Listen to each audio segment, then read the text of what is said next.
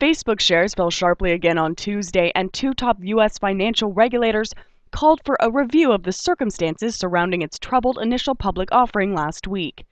The separate calls for review by Securities and Exchange Commission Chairman Mary Schapiro and FINRA Chairman Rick Ketchum added pressure on the company, its underwriters, and the Nasdaq, all of which have taken blame for the stock's harried opening and subsequent sharp decline. After Friday's nearly flat close and Monday's 11% plunge, Facebook shares were down 5.9% to $32.01 in mid-afternoon trading.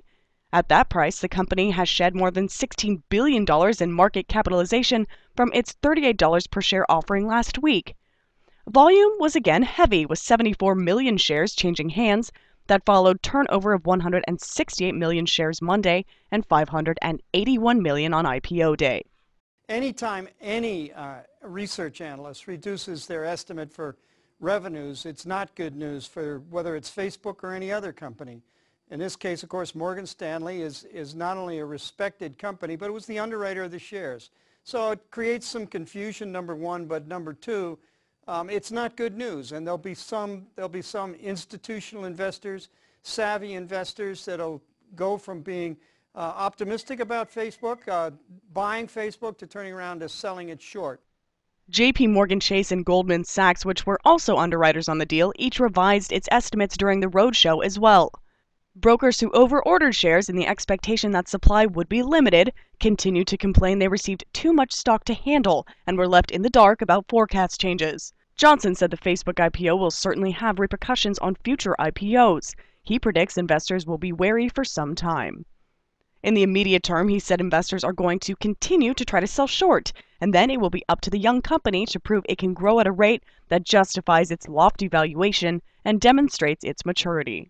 You're going through a process now where you have a lot of very substantial owners of Facebook. Their confidence has been a little bit shaken. Some of them are going to try to reduce their positions. So we're going to go through a grinding process of trying to eliminate sort of the weak holders of Facebook. It's going to take some time to get through those so-called holders that are weak holders. It might take as much as 2 to 4 weeks before we grind through that supply. And then we'll start to see the stock trade as it should trade on the basis of fundamentals, and hopefully not speculation, or those that are, we call them flippers in the business, those that buy the stock on the public offering with the intention of just selling it as soon as they have a profit, which they don't this time.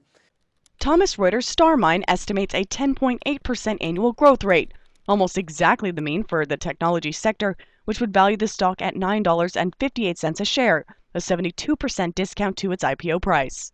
Marisa Christian, IB Times TV.